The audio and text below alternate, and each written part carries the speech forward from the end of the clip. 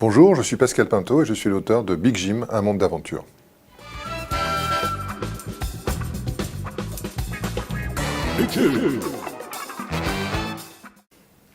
Alors la raison pour laquelle j'ai eu envie de faire ce livre sur Big Jim, c'est que aucun livre n'existait sur le sujet auparavant, même pas aux États-Unis, alors que dans d'autres domaines, notamment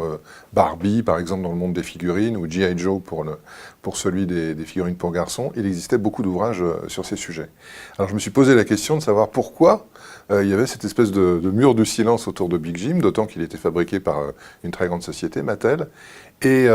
finalement, je n'ai pas réussi à trouver de réponse, donc j'ai contacté Mattel en France.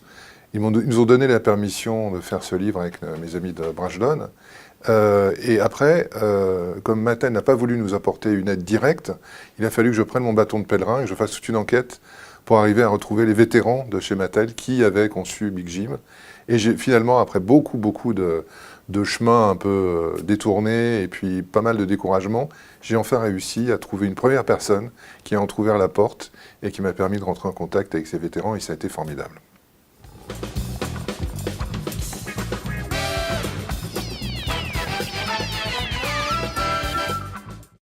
Alors en tout, ce livre a représenté à peu près 2 ans et demi de travail, parce que l'enquête, donc le job de détective pour retrouver les vétérans a été assez long et assez compliqué. Ensuite, il a fallu